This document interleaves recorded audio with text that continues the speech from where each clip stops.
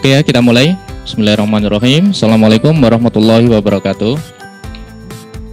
Terima kasih kepada semua teman-teman semuanya, semua Bapak Ibu pejabat yang telah hadir pada sesi training online hari ini. Training ke berapa saya lihat dulu.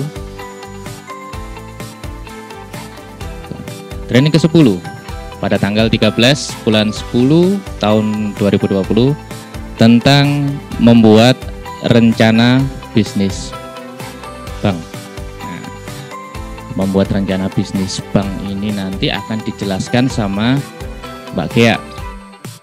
Nanti dijelaskan mulai dari awal ya, apa itu rencana bisnis bank, terus bagaimana tahapannya, terus disampaikan kepada siapa rencana bisnis bank ini atau RBB ini. Kemudian pelaporannya itu seperti apa sih? Kemudian nanti jika ada koreksi itu seperti apa? Dasar hukumnya itu apa saja? Nah, nanti akan dijelaskan oleh Mbak Gea. Mbak Gea sudah siap ya? Oke, Mbak Gea sudah siap. Oh ya, sedikit informasi ya. Untuk sesi minggu depan. Nah, sesi minggu depan ini pada hari Jumat tanggal 16 kita akan bersama dengan Bu Sasi Nuraini akan menjelaskan tentang POJK nomor 12 2016 tentang kegiatan usaha dan wilayah jaringan kantor BBR berdasarkan modal inti. Jadi ada sedikit perubahan ya teman-teman semuanya, Bapak Ibu semuanya untuk jadwalnya. Untuk di hari Jumat besok kita akan bersama dengan Bu Sasi Nuraini selaku pimpinan cabang. Kemudian untuk teman-teman yang sekiranya belum bisa hadir, dimohon diinformasikan untuk segera join agar bisa mengikuti. Nanti meskipun katakan misalkan sedang sibuk, nanti tanpa melihat handphone, pokoknya login aja, nanti di handphonenya diklik home, nanti tinggal dengerin aja suara dari Ibu Gea. Oke, siap Ibu Gea? Oke, kita mulai jam 15.23, harapannya nanti kita akan selesai jam 17.23. 2 jam cukup ya? Nanti kita akan bahas banyak sekali tentang RBB ini. Oke, kepada Mbak Gea dipersilakan. Terima kasih Mas Arif. Assalamualaikum warahmatullahi wabarakatuh. Selamat sore teman-teman. Untuk sore ini saya akan menjelaskan tentang apa itu rencana bisnis bank.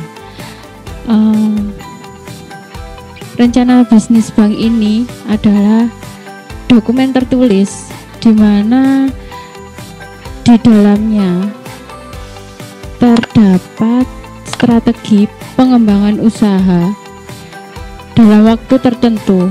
Jadi di situ itu semua tercantum pengembangan usaha bank. Jadi di situ ada strateginya apa aja, targetnya bagaimana, dan waktunya yang diperlukan untuk mencapai target tersebut.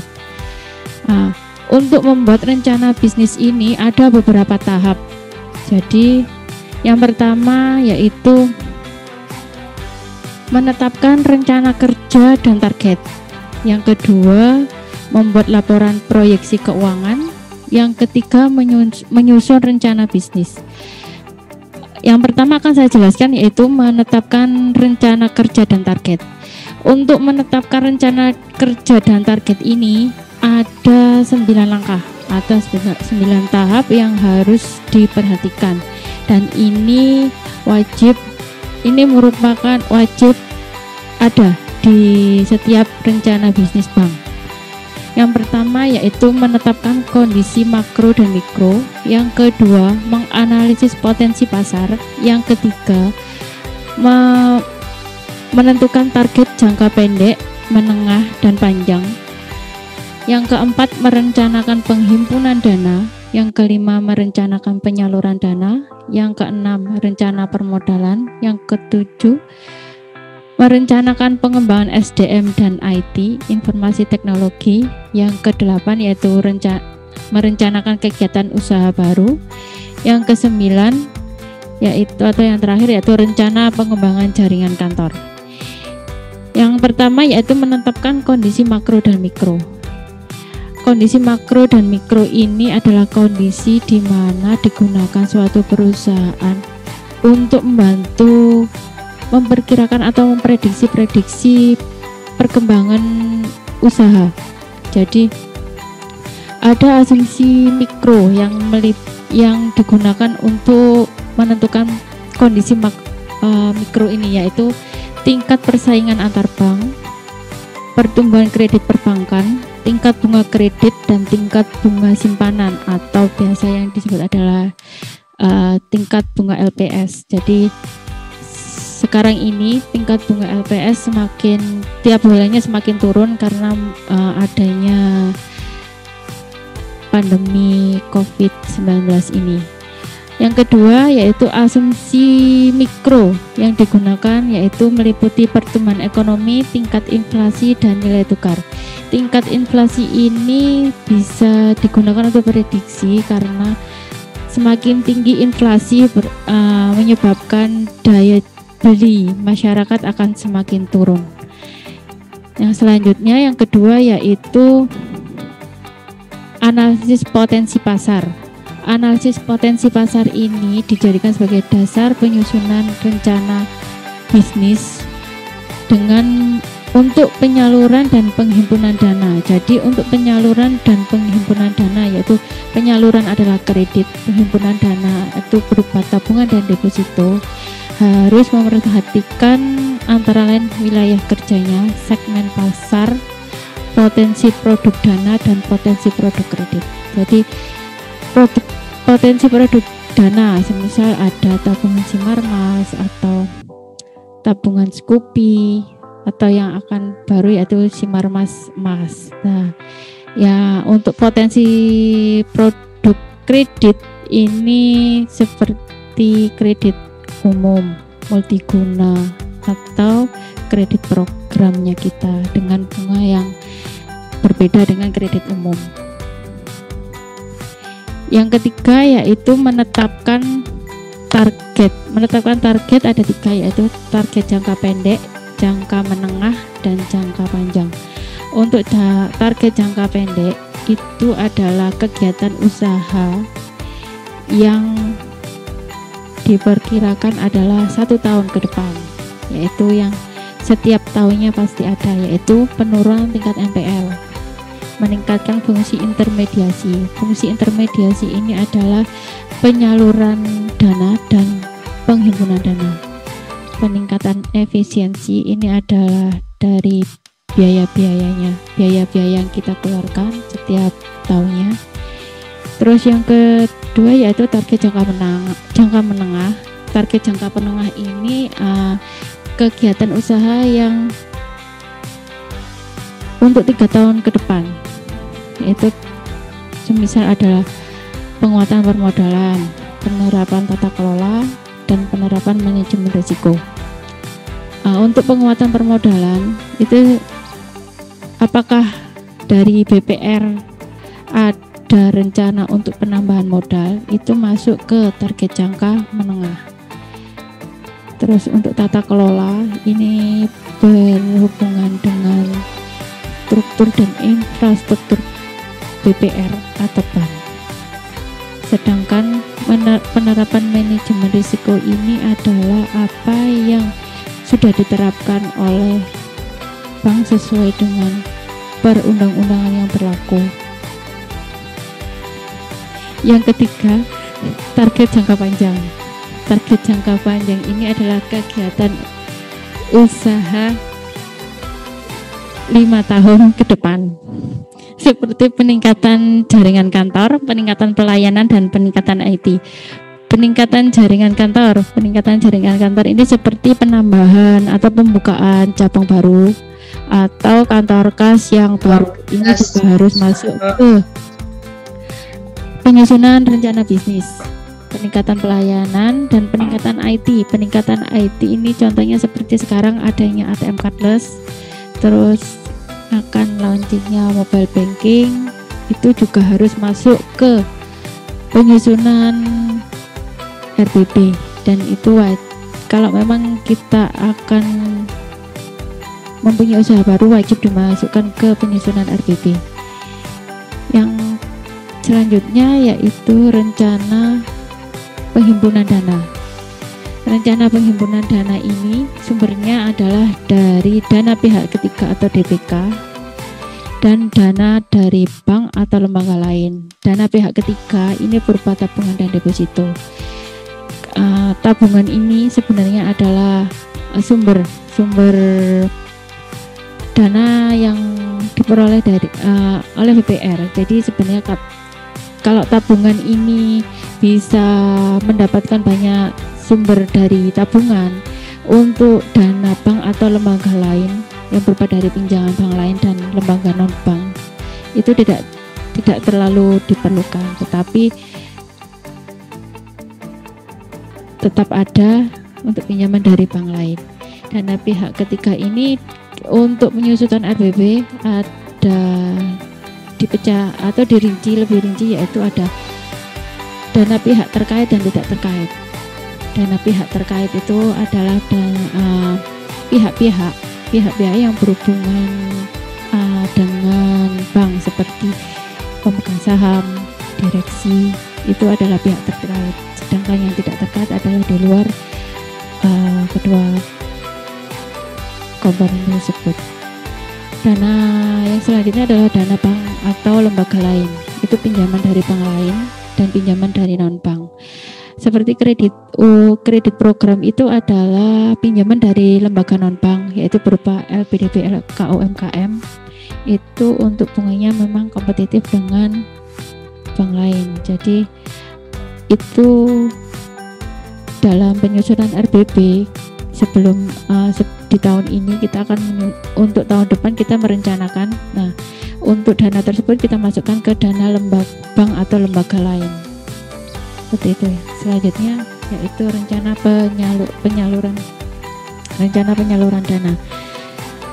Rencana penyaluran dana ini yaitu berupa kredit dan penempatan dana antar bank.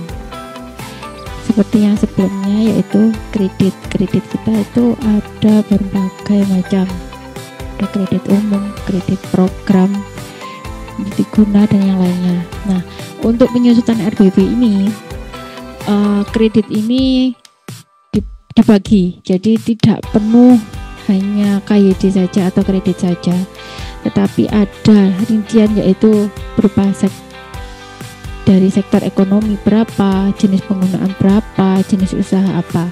Sektor ekonomi misalnya perdagangan itu berapa, pertanian itu yang sektor ekonomi usahanya itu apa, pertanian, perdagangan itu berapa, jenis penggunaan seperti itu. Jenis penggunaan juga sama dipecah, yaitu ada modal kerja, investasi atau lainnya. Jenis usaha juga sama, ada mikro, kecil dan menengah.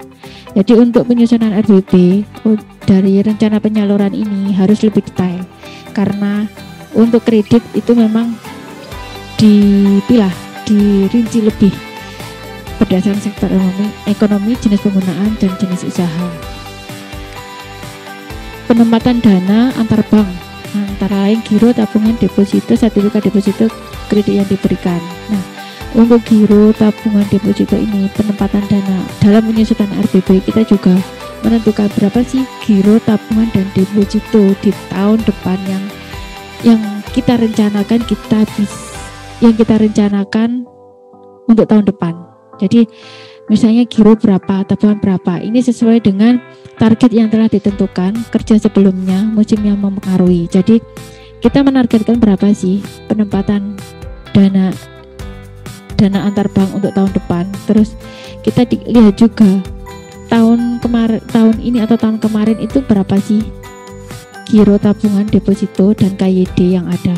Dan apalagi dengan musim pandemi seperti ini sangat memengaruhi. Jadi memengaruhi antara kredit juga akan semakin turun karena tidak ada penyaluran kredit. Yang selanjutnya yaitu rencana pengembangan. Rencana pengembangan ini rencana permodalan. Rencana permodalan ada rencana pemenuhan rasio KPMM. Yang kedua rencana pemenuhan modal inti. Yang ketiga rencana penambahan modal. Rencana pemenuhan rasio KPMM ya, ada dalam penyusunan RPP untuk pemenuhan rasio KPMM kita harus memproyeksi rasio-rasio TKSL, tingkat kesehatan bank. Itu ada untuk permodalan kita harus melihat proyeksi modal berapa, proyeksi ATME berapa, proyeksi rasio KPMM itu berapa. Jadi kita juga harus menentukan rasio-rasionya yang tahun depan yang akan kita targetkan itu berapa. Yang kedua yaitu rencana pemenuhan modal inti. Nah, rencana pemenuhan modal inti ini adalah khusus BPR yang belum memenuhi kewajiban modal inti. Sedangkan untuk yang ketiga yaitu rencana penambahan modal. Rencana penambahan modal ini adalah rencana penambahan modal dari pemegang saham yang sudah ada atau penambahan modal dari yang lainnya. Jadi misalnya sekarang kita punya modal 50M. Nah, tahun depan ini kita rencanakan apakah ada rencana penambahan modal dari pemegang saham atau penambahan modal dari pihak yang lainnya. Ini juga harus dicantumkan dalam penyusunan RPP. Yang selanjutnya yaitu rencana pengembangan organisasi, yaitu rencana pengembangan organisasi, rencana pembentukan pengembangan satuan kerja sesuai dengan keadaan BPR dengan tetap mengacu pada POJK dan penerapan tata kelola dan manajemen risiko. Jadi di sini untuk penyusunan RPP, rencana pengembangan organisasi ini juga perlu disebutkan atau dijelaskan di penyusunannya. Jadi rencana apakah tahun depan kita akan membentuk atau mengembangkan satuan kerja baru dari yang sebelumnya. Ini juga harus dicantumkan dalam penyusunan RPP. Terus ada rencana pengembangan teknologi informasi. Rencana pengembangan teknologi informasi ini yaitu berupa sistem informasi manajemen, pengembangan kegiatan usaha, pelaporan pada OJK dan pihak terkait lainnya. Jadi rencana pengembangan, misal dari teman-teman IT ada pengembangan teknologi informasi apa, itu semuanya juga harus dimasukkan di sini karena setiap kegiatan usaha baru atau pengembangan usaha yang sudah ada itu wajib masuk ke rencana bisnis bank karena di situ akan dibuat sebagai pedoman oleh OJK apakah pengajuan kita disetujui atau tidak. Yang selanjutnya yaitu rencana pengembangan SDM. Untuk SDM ini seperti biaya pendidikan dan pelatihan itu besarannya adalah 5% dari realisasi biaya tahun sebelumnya. Jadi ini juga wajib dicantumkan, dan untuk biaya pendidikan dan pelatihan ini harus ada di RPP karena akan dievaluasi juga oleh OJK. Yang selanjutnya yaitu rencana kegiatan usaha baru. Nah, sebelumnya tadi kan juga dijelaskan untuk rencana pengembangan usaha. Di sini ada rencana kegiatan usaha baru. Pengembangan itu yang sebelumnya saya jelaskan adalah rencana pengembangan. Rencana pengembangan itu juga harus tetap dimasukkan dalam penyusunan rencana bisnis. Kegiatan usaha baru ini juga sangat wajib dicantumkan, yaitu rencana pelaksanaan usaha yang memerlukan persetujuan OJK. Yang kedua yaitu rencana pelaksanaan yang wajib dicantumkan RPP. Yang kedua adalah rencana pelaksanaan kegiatan usaha yang harus dilaporkan kepada OJK.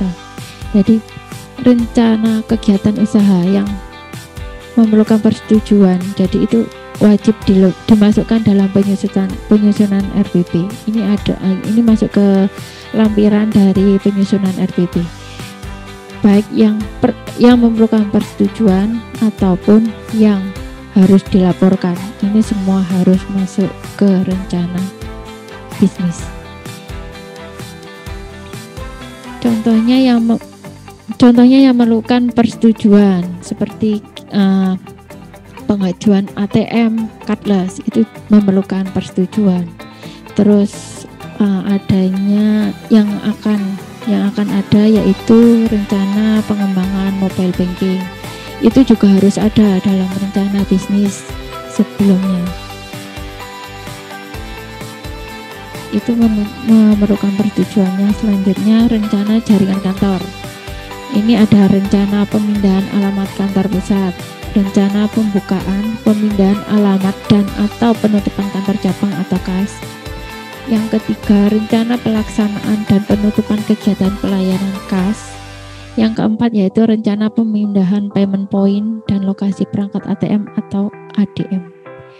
Jadi rencana jaringan kantor. Jadi suatu BPR atau bank itu misalnya tahun depan mau merencanakan pemindahan alamat kantor pusat. Ini juga harus dicantumkan dalam penyusunan RBP. Terus ada rencana pembukaan kantor cabang atau pembukaan kantor kas, itu juga tetap harus dimasukkan. Jadi semua apa saja yang direncanakan untuk tahun depan harus masuk semua ke rencana bisnis bank, karena ini adalah pengembangan usahanya bank. Dari OJK akan melihat apakah pengembangan usaha bank tersebut apakah sudah dicantumkan atau dijelaskan di rencana bisnis bank yang sudah dilaporkan atau sudah dibuat oleh BPR atau bank.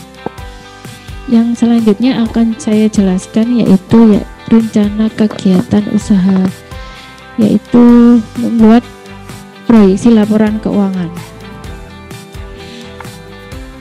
Untuk pembuatan proyeksi laporan keuangan ini ada 4 tahap, yaitu identifikasi format laporan keuangan, yang kedua laporan keuangan proyeksi berdasarkan target dan rencana, yang ketiga yaitu laporan proyeksi rasio keuangan, yang keempat adalah evaluasi proyeksi laporan keuangan dan rasio keuangan. Yang pertama, identifikasi format laporan keuangan. Untuk penyusunan RBP ini, format dari laporan RBP itu sesuai dengan modal inti dari BPR. Modal inti itu apa sih? Modal inti itu terdiri dari modal di store, modal lainnya, cadangan umum dan cadangan tujuan, dan laba. Itu masuk perhitungan dari modal inti. Jadi modal inti semisal suatu BPR modal intinya kurang dari 50, bentuk laporan neraca dan laba ruginya itu berbeda dengan modal inti yang paling sedikit 50M. Jadi semisal modal intinya kurang dari 50M untuk BPR, neracanya hanya terdiri dari kinerja di Oktober tahun ini dan proyeksi untuk proyeksinya adalah Desember tahun ini dan tahun X. Jadi tahun X itu adalah tahun depan. Jadi semisal kita buat untuk proyeksi RBP 2020. Nah, itu kinerja Oktober X-1 adalah 2019. Terus proyeksinya adalah Desember 2019 dan tahun X-nya adalah tahun 2020, yaitu tahun di mana RBP yang akan kita buat. Juninya adalah Juni 2020 dan Desembernya adalah 2020.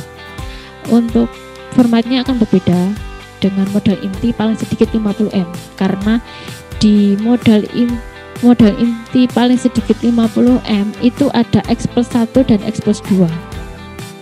Jadi ada 2000, contohnya adalah 2000, kita tadi buat proyeksi untuk RBP 2020. Jadi tahun Desember X+1 dan X2 nya adalah 2021 dan 2022. Seperti itu. Jadi untuk formatnya ini kita nggak bisa memilih, kita milih yang nggak ada Desember X plus 1 X plus 2, nggak bisa, karena ini berdasarkan dengan modal inti BPR atau bank tersebut.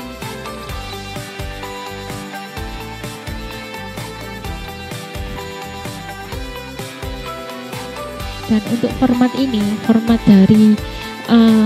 dari laporan RBP ini juga sudah ditentukan, maksudnya sudah ber-SNI sesuai dengan ber-SNI, kata Mas Arif, sesuai ber-SNI sesuai dengan POJK 37 tahun 2016. Jadi sudah ditentukan sesuai dengan POJK-nya. Nah, ini laporan keuangan proyeksi berdasarkan target dan rencana.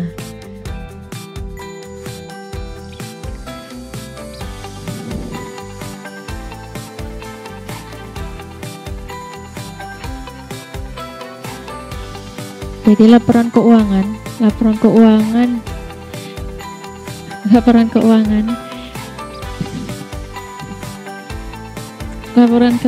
berdasarkan target dan rencana. Proyeksi yang harus diperhatikan atau yang ada di RBP, ada proyeksi KYD, proyeksi biaya transaksi, proyeksi biaya provisi, proyeksi PPAP, ada proyeksi antar kantor.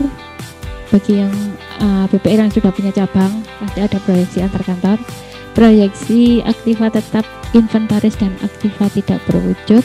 Yang ketujuh, proyeksi aset lain-lain. Ke-8, proyeksi penghimpunan dana. 9, proyeksi pos-pos lain pada neraca. 10, proyeksi ekuitas. Dan 11 ada proyeksi pos-pos lain pada laba rugi. Jadi ini ada 11 proyeksi untuk laporan keuangan, yaitu neraca dan laba rugi dalam penyusunan RBP. Jadi seperti KYD ini salah satu contohnya, saldo awalnya berapa, terus ada pengembalian pokoknya berapa, rencana habisnya berapa, terus yang mau disalurkan tahun depan itu berapa. Itu salah satu contoh proyeksi KYD. Terus untuk proyeksi transaksi dan provisi juga sama. Jadi saldo awalnya adalah dari bulan Oktober X-1. Jadi misalnya 2020, berarti Oktober 2019. Terus proyeksi PPAP, kredit dan bank lain. Nah, ini untuk PPAP itu juga sama. Jadi kalau PPAP ini ada POJK-nya, di mana sudah dijelaskan sama Pak. Proyeksi PPAP itu untuk penempatan bank lain yang terbaru, yaitu 2000 sesuai dengan POJK nomor 33 2018 untuk PPAP ABA atau penempatan antar bank. Itu sebelumnya adalah PPAP untuk tabungan dan deposito adalah 0,5%. Tapi untuk per 1 Desember 2019 penempatan PPAP ABA ini berbeda dengan tahun sebelumnya, yaitu PPAP ABA ini untuk tahun mulai 1 Desember 2019 itu adalah seluruh total giro, tabungan, deposito per jenis bank dikurangi dengan 2 miliar. Yang kenapa dikurangi dengan 2 miliar? 2 miliar ini adalah sesuai dengan jaminan LPS. Jadi di LPS itu untuk tabungan, giro dan deposito itu dijamin 2 miliar. Jadi dikurangi dari itu, nanti dikalikan dengan 0,5%. Seperti itu. Karena kan untuk tabungan, deposito dan giro itu adalah aset yang lancar, jadi dikalikan 0,5%. untuk kredit. Selanjutnya untuk kredit ini sebelumnya adalah hanya diterapkan untuk 4 kolektibilitas, tapi di akhir 2019 itu sudah ditetapkan untuk 5 kolektibilitas. Jadi untuk PPAP-nya juga berbeda dengan tahun sebelumnya. Yang selanjutnya yaitu proyeksi antar kantor. Nah, untuk proyeksi antar kantor ini itu adalah pendapatan bunga antar kantor. Jadi setiap transaksi, jadi antar cabang, semisal antar cabang pusat, cabang yang lainnya itu pasti akan muncul antar kantor. Ini juga masuk ke proyeksi. Yang keenam, proyeksi aktiva tetap, inventaris, dan aktiva tak berwujud. Proyeksi aktiva tetap inventaris ini adalah perhitungannya itu saldo awalnya berapa, yang kita rencanakan beli tahun depan itu berapa, dan rencana yang akan kita jual tahun depan itu berapa. Itu masuk ke proyeksi untuk aktiva tetap inventaris. Dan juga untuk proyeksi selanjutnya itu proyeksi aset lainnya. Aset lainnya itu seperti proyeksi sewa, uang muka sewa, uang muka kerja, uang muka kerja, dan uang muka yang lainnya. Nah, itu masuk ke aset lainnya. Proyeksi penghimpunan dana itu adalah simpanan bank lain, deposito, tabungan, itu masuk ke situ. Jadi proyeksi penghimpunan dana, rencananya tahun depan itu naik berapa untuk penghimpunan dana tersebut, masuk ke proyeksi penghimpunan dana. Proyeksi paspor lain dalam neraca itu juga sama, kita menentukan berapa persentase kenaikan dari sebelumnya, dari nilai di tahun sebelumnya, yaitu X-1 nya. Yang selanjutnya yaitu proyeksi rasio keuangan.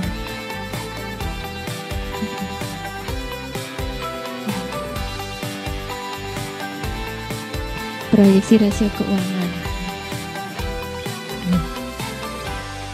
Proyeksi keuangan itu terdiri dari rasio KPMM, rasio modal inti, rasio KAP, rasio PPAP, NPL, kredit, return on asset, net interest margin, BOPO, cash ratio, dan LDR. Ini rasio-rasio ini adalah rasio keuangan yang wajib ada di penyusunan laporan keuangan yang ada di RBP. Jadi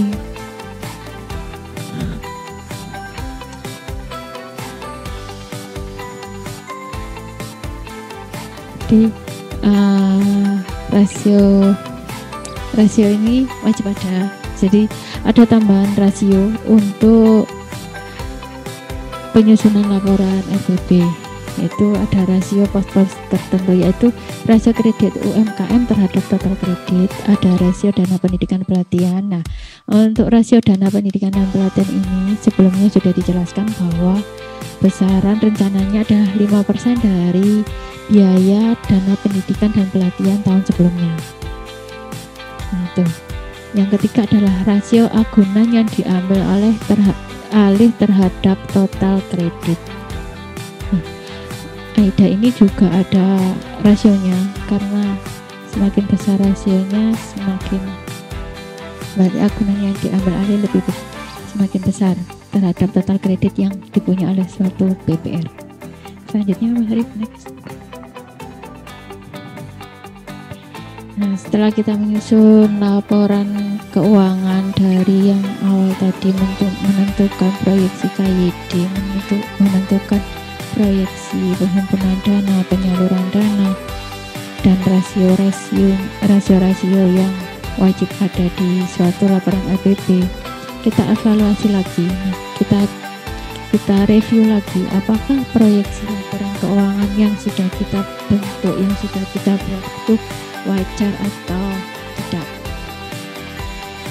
Apakah suatu BPR atau perusahaan itu mampu nggak tahun depan mencapai target yang sudah ditentukan itu tadi. Jadi setidaknya tingkat BPR-nya ini mampu, setidaknya jangan sampai pencapaiannya terlalu jauh dengan target, itu juga kalau dilihat juga kurang bagus. Jadi direview lagi rencana bisnis yang sudah dibuat oleh suatu BPR. Yang selanjutnya yaitu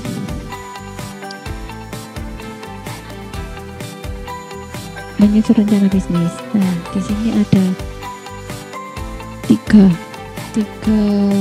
tahapan. Jadi ada identifikasi format rencana bisnis jangka pendek, jangka menengah, dan jangka panjang. Identifikasi cakupan rencana bisnis, dan yang ketiga yaitu membuat rencana bisnis jangka pendek, jangka menengah, dan jangka panjang. Nah, next langsung. Nah, ini adalah cakupan rencana bisnisnya. Jadi harus sesuai dengan POJK 37/2016. Yang sebelumnya tadi, format untuk neraca dan laba ruginya saja sudah berbeda karena berdasarkan dengan modal inti yang dimiliki oleh BPR atau bank. Jadi modal inti sesuai yang ada di slide itu, ada modal inti kurang dari 50 dan modal inti paling sedikit ada 50M, dan sesuai dengan POJK-nya bahwa rencana bisnis itu harus mencakup dari ringkasan eksekutif. Dari ringkasan eksekutif ini kita menentukan rencana dan langkah-langkah strategis, indikator keuangan, dan target. Jadi rencana dan langkah-langkahnya itu apa? Jadi rencana kita tahun depan itu apa? Langkah-langkah untuk mencapai target itu seperti apa? Semuanya dimasukkan ke ringkasan eksekutif yang rencana dan langkah-langkah strategis. Dan indikator keuangan sesuai dengan tadi, indikator keuangan kita harus menentukan neraca dan laba rugi kita di tahun depan. Kita mau kenaikan berapa persen dari tahun sebelumnya. Yang kedua yaitu strategi bisnis dan kebijakan. Ada visi dan misi, arah kebijakan tata kelola dan manajemen risiko, analisis posisi dalam persaingan usaha, realisasi pemberian kredit berdasarkan jenis, strategi pengembangan bisnis. Nah, di sini adalah strategi bisnis dan kebijakan. Untuk visi misi suatu bank masuk ke lampiran yang ini, yaitu lampiran strategi bisnis dan kebijakan. Yang selanjutnya yaitu untuk realisasi pemberian kredit berdasarkan jenis. Nah, sebelumnya juga sudah dijelaskan jenis-jenis pemberian kredit ini juga harus dicantumkan di sini. Itu ada untuk jangka pendek, jangka menengah. Nah, untuk arah kebijakan adalah jangka menengah. Jangka menengah ini yaitu 3 tahunan. Sedangkan untuk realisasi pemberian kredit, analisis posisi dalam persaingan, strategi pengembangan bisnis adalah jangka pendek. Jangka pendek ini adalah yang ditentukan 1 tahun ke depan. Seperti itu. Yang selanjutnya, Mas. Yang ketiga yaitu proyeksi laporan keuangan. Nah, proyeksi laporan keuangan ini ada jangka pendek untuk BPR dan jangka pendek dan menengah. Untuk yang BPR-nya modal inti plus sedikit adalah 50M. Nah, jadi di sini sudah bisa dilihat oleh teman-teman.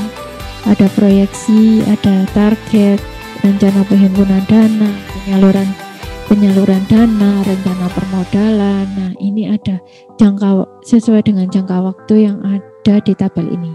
Jadi jangka waktu pendek yaitu 1 tahun, jangka menengah adalah 3 tahun ke depan. Yang ketujuh, rencana permodalan. Ini ada pemenuhan rasio KPMM dan rasio modal inti.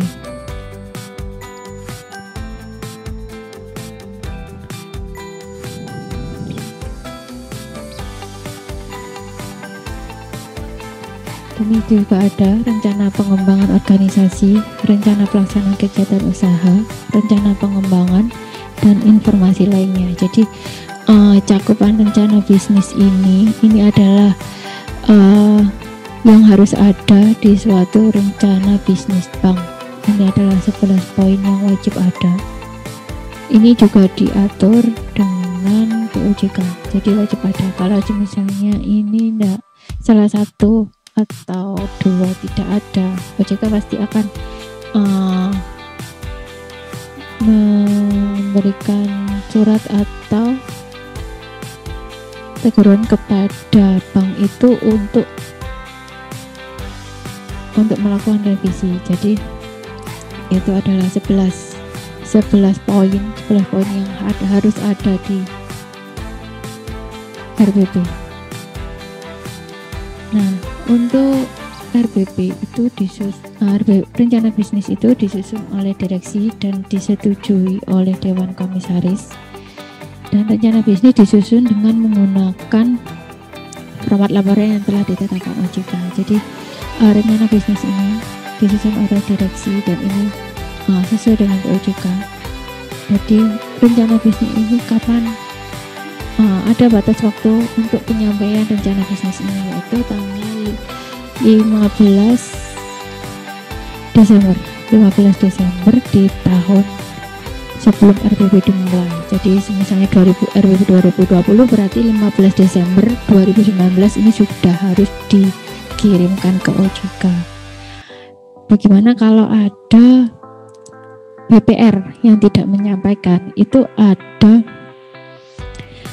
sanksi yang juga sudah dijelaskan di POJK-nya, yaitu teguran tertulis, penurunan tingkat kesehatan BPR, dan pemberhentian sementara sebagian kegiatan usaha BPR.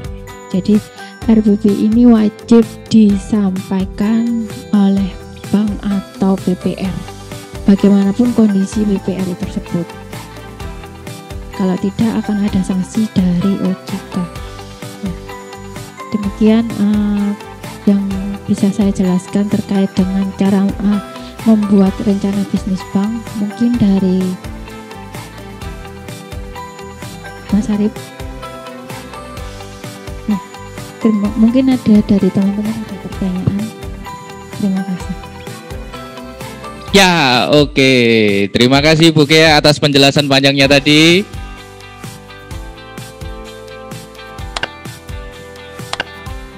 Jadi tadi ya ada 3 tahapan ketika kita akan menyusun rencana bisnis bank atau RBB tadi ya, sudah dijelaskan sama Bu Kia tadi. Yang pertama adalah menetapkan rencana kerja dan target. Yang kedua adalah membuat laporan keuangan, proyeksi. Yang ketiga adalah menyusun rencana bisnis bank atau menyusun rencana bisnis bank. Maaf. Jadi tidak serta-merta ya kita bank terutama adalah begitu saja mengeluarkan produk atau begitu saja membuka kantor cabang atau kantor kas. Tidak seperti itu ya teman-teman ya. Jadi sebelumnya kita harus menyusun namanya rencana bisnis. Apa saja yang harus kita lakukan? Mungkin kita mau buka kantor di mana lagi nih? Kita mau buka produk apa saja lagi nih? Kita mau melakukan pelatihan apa ini? Kemudian untuk pendidikannya nanti kita ke depannya seperti apa, itu semuanya harus disusun berdasarkan kategori yang sudah ditentukan oleh OJK. Nah dari sini nanti kita kemudian melakukan atau membuat laporan proyeksinya seperti apa. Setelah dilakukan proyeksi baru kita kemudian menyusun rencana bisnis, kemudian melaporkan ke OJK sesuai dengan format yang telah ditentukan. Seperti itu ya. Oke. Kalau untuk RBP ini saya rasa teman-teman akunting ini sudah jago ya. Tapi agar diskusi kita ini lebih hidup ya, saya mewajibkan nih teman-teman akunting untuk menyampaikan pertanyaan. Selama ini mungkin ada beberapa dari teman-teman untuk RBP ini kan dilaporkan secara terpusat ya di kantor pusat ya. Tapi teman-teman akunting di cabang ini juga harus tahu nih seperti apa gitu kan RBP-nya, atau mungkin mereka ingin tahu gimana sih RBB ini detailnya, silakan bertanya, bisa ditulis di kolom chat atau menyampaikan melalui voice ya, nanti saya buka gitu kan. Oke, di pertanyaan pertama ada dari Mbak Yuni, akunting cabang Ploso ya. Mbak Yuni ini bertanya, apakah RBB kemungkinan bisa direvisi? UU saja bisa direvisi ya Mbak Gia ya. Kemudian apa yang membuat RBB direvisi dan bagaimana prosedurnya? Tata caranya seperti apa? Kemudian bentuk pelaporannya seperti apa? Kapan diperbolehkan melakukan revisi? Kurang lebih seperti itu pertanyaan dari Mbak Yuni. Langsung dijawab ini? Langsung dijawab ya Mbak Gia ya. Oke, silakan Mbak Gia untuk menjawab pertanyaan dari Mbak Yuni. Selamat sore Mbak Yuni. Baik, saya akan menjawab pertanyaan dari Mbak Yuni. Apakah kemungkinan RBB itu bisa direvisi? Bisa Mbak Yuni. Jadi setelah suatu bank atau BPR itu membuat rencana bisnisnya, itu kan pasti akan dilaporkan ke OJK. Nah, setelah kita dilaporkan ke OJK mereview, nah itu pasti suatu BPR atau bank akan diminta untuk mempresentasikan RBB-nya itu. Jadi strateginya apa, terus targetnya gimana, kenapa kok targetnya sebesar itu. Nah itu. Nah dari presentasi itu, nah akan direview lagi sama OJK. Sudah realistis nggak dari paparan atau presentasi yang sudah disampaikan BPR tersebut. Nah setelah itu memang kalau dirasa memang butuh revisi, nanti OJK akan merevisi, akan diberikan surat bahwa revisinya adalah di lampiran yang ini. Nah revisi itu wajib disampaikan sebelum 30 hari sejak tanggal surat revisi dari OJK, itu paling lambat. Nah semisal dari situ kita sudah nyampaikan, tapi kayak semisal ini ada COVID dan lain sebagainya, kita sudah menyampaikan revisi yang awal, kita mau menyampaikan revisi secara sendiri, jadi kemauan dari BPR.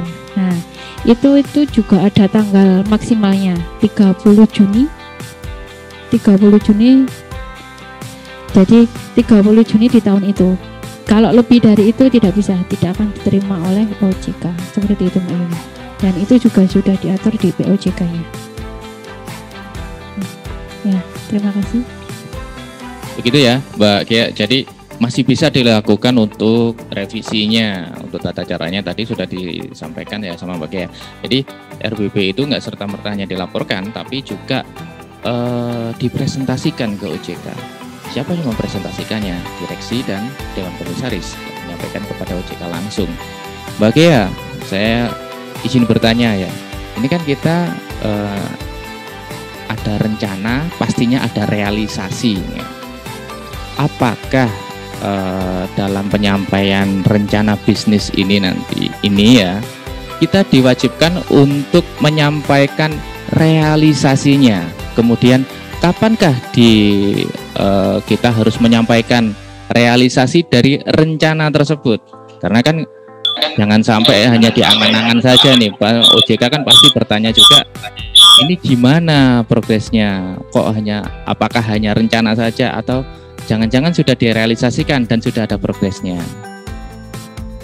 Ya, kurang lebih itu aja ya Mbak Gia ya. Ya, baik Mas Arif, akan saya jawab pertanyaannya. Apakah ada realisasi dari rencana RBB tersebut? Ada Mas Arif. Jadi laporan realisasi RBB ini ada dan itu dilakukan per semester. Jadi ada 2 kali dalam setahun, yaitu semester 1 dan semester 2. Terus kapannya dan maksimalnya kapan itu adalah tanggal 31 Juli dan tanggal 31 Januari. Itu Mas Arif. Jadi itu laporan realisasi itu juga wajib dilaporkan. Jadi sebagai perkembangan kita apakah sudah sesuai dengan RBP. Dan ada laporan Dewan Pengawas juga. Oh gitu ya. Jadi biar tahu nih OJK-nya jalan apa enggak nih rencananya betul. Kita itu gitu kan. Biar targetnya tercapai atau enggak. Semesteran ya berarti. Ya, semesteran. Jadi setahun 2 kali. Itu apakah boleh katakan misalkan di tahun 2020 kita mempunyai rencana A gitu. Kemudian di 2021 belum terrealisasi. Kemudian 2022 kita munculkan lagi. Apakah boleh seperti itu? Nah, selama kegiatan usaha itu berarti belum dapat persetujuan dari OJK ya Mas Arif? Berarti belum ada progres, entah itu nggak tercapai atau mungkin belum terrealisasi. Nah, apakah boleh kita munculkan di tahun berikutnya? Ya, kalau memang rencananya adalah tahun depan mau dieksekusi, wajib dimunculkan Mas Arif dari RBP. Jadi wajib dimunculkan. Jadi nanti ketika kita melakukan pengajuan permohonan dari rencana bisnis baru itu sudah tercantum di RBP. Jadi kalau misalnya itu nggak tercantum di RBP, kita nggak akan disetujui sama OJK, seperti itu. Intinya harus ada ya. Ya. Oke. Siap. Ada pertanyaan dari Mbak Tia Hesti kan tanya. Selamat sore Bu Kia, mau izin bertanya. Ketika mengerjakan RBP yang diperhatikan dulu pendapatan atau biaya. Terima kasih. Pertanyaan tipe ibu rumah tangga ini. Iya. Setelah ini mungkin ada dari, saya lihat tadi ada yang Raisen tadi, Mas Beni ya. Mas Beni setelah ini nanti saya open voice ya Mas Beni ya. Kalau ini Raisen mungkin ada pertanyaan dari Mas Beni ya. Tapi kita jawab dulu dari Mbak Tia. Dari Mbak Tia, mana dulu pendapatan atau biaya dulu yang diperhatikan? Jadi biayanya dulu, kita menentukan rencana biaya apa yang akan kita keluarkan di tahun depan. Jadi nanti kita bisa menentukan labanya kita berapa, nah pendapatannya kita yang perlukan berapa, nah target-targetnya. Nah, jadi itu akan menjadi target kita di tahun depan. Jadi yang diperhatikan biayanya ya Mbak Tia. Jadi biaya kita tahun depan berapa, terus butuhnya laba kita tahun depan itu berapa. Nah, pendapatan baru kita bisa menyesuaikan pendapatan dan target kita akan terlihat dari situ Mbak Tia. Seperti itu. Jadi kita tentukan dulu kebutuhannya kita tahun depan itu apa aja. Biayanya ada yang diperlukan itu apa aja. Kemudian kita menentukan berapa sih untuk menutupi biaya itu ya, otomatis dari laba ya. Nah, kemudian laba itu yang akan menjadi target kita untuk kita laksanakan di tahun berikutnya. Oke, paham ya Mbak Tia ya? Kalau misalkan kurang puas dengan jawabannya bisa tulis lagi di chat, nggak apa-apa.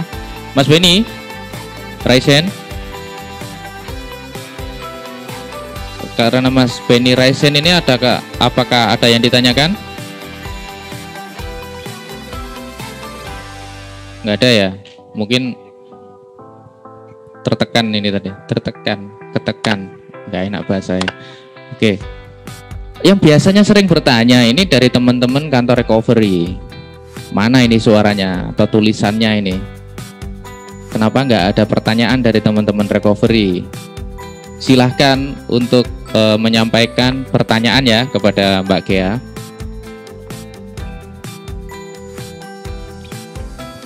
Silakan untuk menyampaikan pertanyaannya ya dari teman-teman. Waktu kita masih 1 jam lagi, masih 1 jam, masih banyak lah waktu kita untuk berdiskusi soal RBP ini kan. Kuotanya teman-teman juga saya yakin masih banyak juga lah. Silakan untuk menyampaikan pertanyaannya.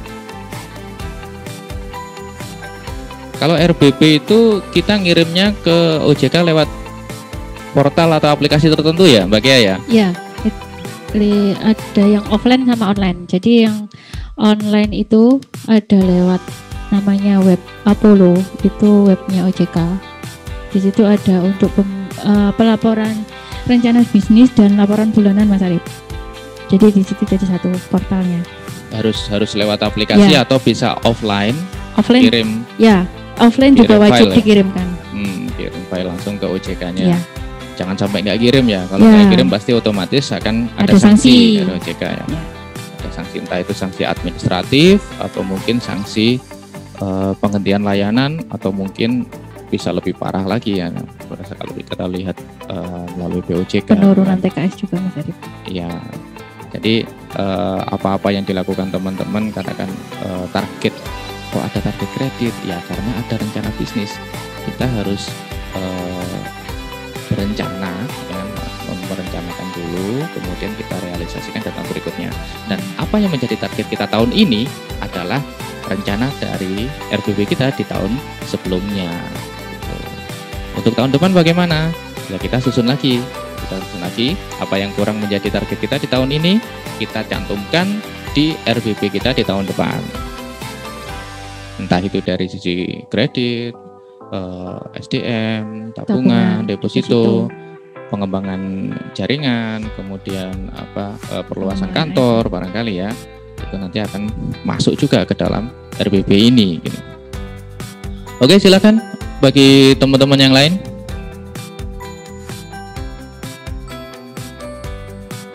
Ada 108 peserta ya, 108 akun Zoom yang sudah masuk dengan 144 peserta yang sudah absen. Masa pertanyaannya cuma 3 yang tadi ya, 3 atau 4 yang tadi. Itu 2, 3, 3. Dari Mbak Yaka. Mbak Yaka, halo. Apakah ada pertanyaan soal RBP Mbak Yaka?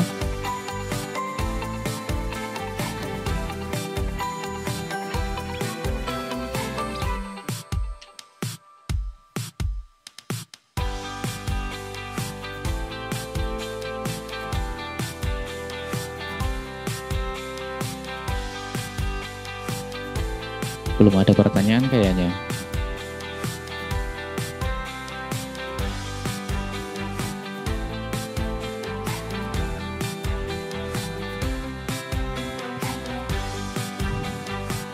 Ini kalau nggak ada yang tanya, ini saya juga bingung ini. Ini udah ngerti, sangat ngerti atau nggak ngerti ini. Oke. Karena tidak ada pertanyaan ya, saya rasa teman-teman sudah paham semuanya ya Mbak Gia ya, sudah sangat memahami semuanya tentang RBP ini kan. Mulai dari awal kita menyusun RBP, kemudian melakukan proyeksi keuangan sampai dengan menyampaikan pelaporan RBP. Tadi juga dijelaskan sama Mbak Gia bagaimana revisi RBP ini kan masih bisa dilakukan revisi untuk kedepannya. Oke, untuk sesi menyusun RBP ini, saya rasa semuanya sudah sangat paham, sudah ngerti semuanya ya, semua sudah paham apa itu menyusun RBP, apa itu RBP, kemudian konsekuensinya seperti apa, kewajiban bank seperti apa, kemudian tata caranya seperti apa. Jadi nanti ketika kita ditanya apa itu RBP, nah teman-teman semuanya sudah bisa menjelaskan. Oke, terima kasih Mbak Gia, sudah 1 jam ini, 1 jam menemani sore kita yang hangat ini dengan memberikan share ilmunya tentang RBP. Oke ya, untuk sesi Mbak Gia saya rasa cukup. Terima kasih partisipasi dari teman-teman semuanya, dari Bapak Ibu pejabat semuanya. Semoga apa yang disampaikan tadi bermanfaat untuk kita semua, dan kita akan bertemu lagi di sesi selanjutnya, tepatnya di tanggal 13 bulan 10 2020 dengan Bu Sasi. Oke, saya selaku moderator untuk hari ini, kemudian Mbak Gia selaku penyampai materi juga menyampaikan maaf apabila ada kesalahan dalam penyampaian materi. Terima kasih. Assalamualaikum warahmatullahi wabarakatuh.